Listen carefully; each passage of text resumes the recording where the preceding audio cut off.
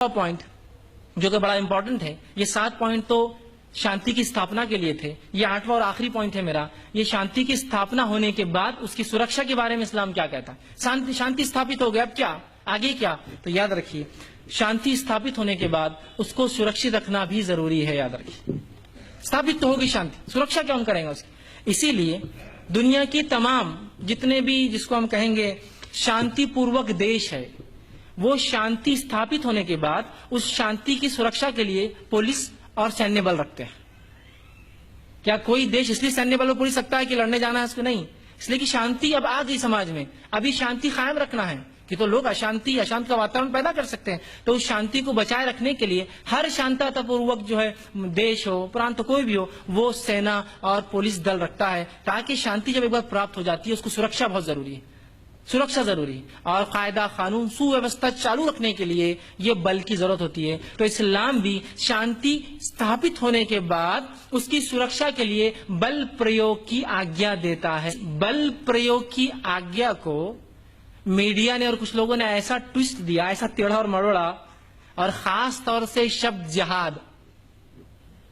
جہاد بولے تو لوگ سمجھتے بہت خطرناک جنگ، بڑے بڑے داڑھی والے لوگ، بڑے خطرناک کالے پیلے، بڑے ہاتھ میں تلواریں اور یہ اور وہ، اور لوگ مرے پڑے ہیں اور وہ جو ہے کھڑے، اور ان کا مذہب جو ہے اسلام ہے. یہ سمجھ جہاد بولے تو اتنا خطرناک ذہنوں میں آتا ہے.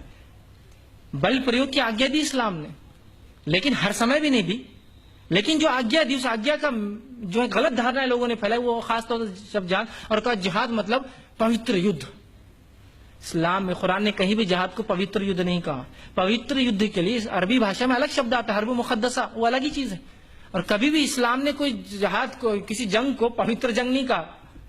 تو میڈیا نے کوائن کر دیا، ایک چیز اچھال دی کہ پوتر جنگ، پوتر یدھ وہ کیا ہے؟ وہ ہے جہاد. یاد رکھیے کہیں بھی قرآن نے پوتر یدھ جہاد نہیں کہا. یاد رکھیے. اب اگر جہاد پوتر یدھ نہیں ہے، یا جہاد کو ایک نئی دشا میں لوگ لے گئے اور کہا جہاد مطلب آتنک، مطلب اگر کہیں بلڈنگ ٹوٹ گئی تو یہ جہاد تھا مسلمانوں کا. مسلمانوں کا کیا لینا دینا اس بلڈنگ ٹوٹنے سے؟ کہیں کچھ ہو گیا، ہاں یہ جہاد تھا مسلمانوں کا. اچھا کوئی بھی مسلمان کوئی بھی کاریہ کے لیے لڑ رہا ہے، بولے یہ جہاد ہے ان کا. ایک مسلمان کسی عورت کے پیچھے بھاگ رہا ہے، لڑ رہا ہے، تو بولے یہ بھی جہاد ہے. مطلب ہر چیز کو لے گئے اور جہاد سے جوڑ دیا. مطلب مسلمان لڑے کہ یہ جہاد ہے، اور ان کا دھرم ہوتا ہے جہاد کرو جہاد کرو جہاد کرو، کافروں کو مارو جہاں ملے. پتہ نہیں کیسی کیسی باتیں لا کے سماج میں ڈال دی. ٹھیک، تو جہاد ہے کیا پھر؟ اگر اس کا معنی حرب مطلب جو ہے پوتر یدھ نہیں ہے تو اس کا ارتھ کیا ہے؟ تو بھائی یہ بتاتا ہوں. جہاد عربی کا لفظ ہے، عربی بھاشا کا شبد ہے، جس کا ارتھ ہوتا ہے جو ہے پریتن کرنا یا سنگھرش کرنا. To strive and to struggle, اس کو کہتے ہیں جہاد. جہاد کا معنی ہوتا ہے کسی چیز کے لیے پریتن کرنا، کوششیں کرنا، اور سنگھرش کرنا، اسٹرگل کرنا. To strive and to struggle, اس کا یہ ہوتا ہے جہاد کا ارتھ. تو اس معنی میں دنیا کی ہر چیز جہاد کر رہی ہے. ایک مانو اپنے گھر بار کو کھلانے پلانے کے لیے کوشش کر رہا ہے، پریتن کر رہا ہے، سنگھرش کر رہا ہے، جہاد کر رہا ہے. عربی میں جہاد کر رہا ہے. عربی میں سوریہ چندر آکاش پرتھوی وایو سب جہاد کر رہی، سب اپنے سنگھرش کرتی، پریتن کرتی ہے قائم رہنے کے لیے. سورج آ رہا ہے جا رہا ہے، سب جہاد کر رہے ہیں. ٹھیک ہے، سمجھا؟ تو جہاد کا ارتھ پریتن ہوتا ہے. لڑنا آتنک سے اس کا کوئی سمبند ہی نہیں ہے. یاد رکھیے اس کا کوئی سمبند ہی نہیں. اور جہاد اس کو بھی کہتے ہیں، جہاد کا مطلب پریتن اور سنگھرش ہے. جہاد اس کو بھی کہتے ہیں کہ شانتتا پوروک پریتن یا سنگھرش کرنا، یا شانتی کو قائم رکھنے کے لیے پریتن اور سنگھرش کرنا. جیسے کہ انڈیا ہے، بھارت ورش ہے، شانتی ہے، اکثر مانو شانتتا پوروک جیون گزار رہے، شانت سوسائٹی ہے. اب اس سوسائٹی میں اگر کوئی آ کر کچھ غلط کاریہ کرے گا تو اس کو جب روکا جائے گا تو یہ بھی جہاد ہے. وہ کرنے والا جو کر رہا ہے وہ فساد ہے، وہ آتنک ہے. یاد رکھیے روکنا جہاد ہے. تو یہاں تو الٹا ہو گیا، کرنا جو آتنک کر رہا ہے اس کو جہادی بول رہے ہیں. روکنے والا کوشش کر رہا ہے. ہم چاہ رہے ہیں، انڈین پولیس انڈین ملٹری چاہ رہی ہے کہ لوگ غلط کاریہ نہ کریں، تو وہ جہاد کر رہے ہیں. وہ غلط کاریہ کرنے والے تو برا کام کر رہے ہیں، فساد کر رہے ہیں. عربی بھاشا میں اس کو فساد کہتے ہیں، جہاد نہیں کہتے. جہاد کا فساد ہے. تو ایسا سنگھرش جو شانتی پوروک ہو اور شانتی کو قائم رکھنے کے لیے آپ کریں، یہ بھی جہاد ہے. ٹھیک. اور قرآن میں پریشت محمد کو جو جہاد کا لفظ شبد سب سے پہلی بار آیا، وہ اس کا جو ہے سورہ فرقان ادھیائے نمبر 25 آیت نمبر 52 میں آیا، وَجَاهِدُمْ بِهِ جَاهَدًا كَبِيرًا. یہ پریشت قرآن کو لے کر ان لوگوں سے جہاد کرو. اس کا کیا ارتھ ہوا؟ قرآن سے لے کے ان کی گردنیں کاٹو. کیا ارتھ ہوا؟ قرآن کی شکشاؤں کو مانو میں عام کرو، کوشش کرو، یہ ارتھ ہے اس کا. تو کیا کہا؟ جاہدن کبیرہ، بڑا جہاد کرو. शिक्षाओं को आम करो, तालीमात को आम करो, एजुकेट करो इस कौम को कुरान से। समझ रहे हैं बात को? तो जिहाद का आतंक से कोई लेना देना नहीं। और एक बात याद रखिए, लोग समझते हैं कुरान ये मुसलमानों का ग्रंथ है और सिर्फ मुसलमानों के लिए। ये बात मैं चाहता हूँ ये गलत धारणा दूर हो जाए। कुरान एक ऐसा ग्रंथ है जो सारे मानव जाति के लिए। और सूरह बकरा अध्याय नंबर 2 श्लोक 185 में कुरान ने कहा, शहरु रमजान अल्लज़ी उन्ज़िला फ़ीहिल कुरान हुदल लिन्नासि वबय्यिनातिन मिनल हुदा वल फुरक़ान। रमजान वो पवित्र महीना था जिसमें कुरान का अवतरण हुआ मानव जाति के मार्गदर्शन के लिए। मुसलमानों के, अरबों की नहीं कहा। हुदल लिन्नास, मानव जाति के मार्गदर्शन के लिए किताब आई है। तो मैं आपसे अनुरोध करूंगा इस किताब का जरूर अध्ययन करें, खासतौर से वो हमारे भाई जो मुसलमान नहीं हैं, ताकि वो जान सके इस्लाम क्या है क्या नहीं है। वरना बहुत से लोग इतना गलत होते हैं कि मैं एक छोटा सा उदाहरण देके बात खत्म करूंगा कि एक व्यक्ति है जिनसे मेरी मुलाकात हुई नेट के जरिए, और मैंने उनसे कुछ बातचीत की तो वो बड़े इस्लाम से मुतासिर और बड़ी बातें वो इस्लाम के बारे में कहे, इस्लाम ऐसा इस्लाम वैसा। तो मैंने कहा तुम्हें इतनी बातें, वो मुस्लिम नहीं थे, वो ईसाई थे, तुम्हें इतनी बातें इस्लाम धर्म के बारे में कैसे पता? तो कहा जब अमेरिका में, वो ब्राजीलियन थे, अमेरिका में जो हुआ, न्यूयॉर्क में जो कुछ हुआ हम सब जानते हैं, हुआ करवाया गया जो भी था, बहरहाल लंबी कहानी है। तो जो कुछ हुआ उस होने के बाद मैंने सोचा कि मैं कुरान की कॉपी हासिल कर लेता हूं, इसलिए कि मैं बम बनाने की टेक्निक सीख लूंगा उससे।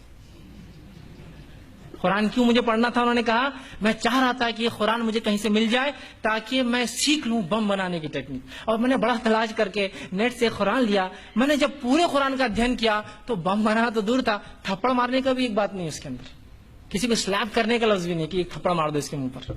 तो वो तो दूर की बात है कि किसी को मारना, किसी की जान लेना, किसी की धन दौलत को खत्म कर देना। वहां एक शब्द भी नहीं था कि किसी को मारो। और याद रखिए कुरान के अंदर तलवार का शब्द भी नहीं है। मारने के लिए होता है ना कि उस जमाने में बेसिक क्या तलवार भाले तीर हो सकते थे, शब्द भी नहीं है इन हथियारों के कुरान के अंदर। तो उन्होंने कहा जब मैंने अध्ययन किया तो बम तो दूर, मारने का भी जिक्र नहीं था, ना किसी हथियार का नाम था कुरान के अंदर। इसमें तो अमन का संदेश था। ठीक है, बात समझ आप? तो इसको जरूर आप अध्ययन करें। तो जिहाद जो है ये प्रयत्न है। जिहाद का एक माना ये भी हो सकता है, वो क्या है जो आखिरी माना है, उसका अर्थ ये भी हो सकता है कि सत्य के लिए युद्ध किया जाए। ये भी एक अर्थ जिहाद का है, सत्य के लिए युद्ध, इसलिए ये भी एक संघर्ष है ना। भारतवर्ष एक शांतिपूर्वक वर्ष है, एक शांतिपूर्वक देश है। अगर हमारे इस देश पर कोई हमला करता है तो जाहिर सी बात है हम क्या करेंगे उसको? हाँ नहीं, हम तो बहुत शांतिपूर्वक देश है, हम कुछ नहीं करेंगे, तुमको जो करना कर लो। क्या करेंगे हम? भारतवर्ष जवाब देगा, शांतिपूर्वक देश होने के बाद भी अपनी शांति को बाकी रखने के लिए वो जवाब देंगे उसको। समझ रहे आप? तो जिहाद का एक अर्थ ये भी है कि जहां शांति स्थापित हो गई, उस स्थापित शांति को अगर कोई बिगाड़ना चाहता है तो आप उसके जवाब में उससे लड़ो, जवाब में लड़ो। शांति भंग करने के लिए जवाब में लड़ो। ये भी जिहाद है, याद रखिए। तो जिहाद एक एसेट हो सकता है इंडियन गवर्नमेंट के लिए, याद रखिए। ये कोई फसाद नहीं है, एक एसेट है कि ऐसी कौम जो एक जज्बा रखती हो कि अपने मुल्क के लिए वो लड़ सकती है, एक ऐसी कौम जो जज्बा रखती है जो बुराई के खिलाफ लड़ सकती है, मुसलमान उसके लिए तैयार।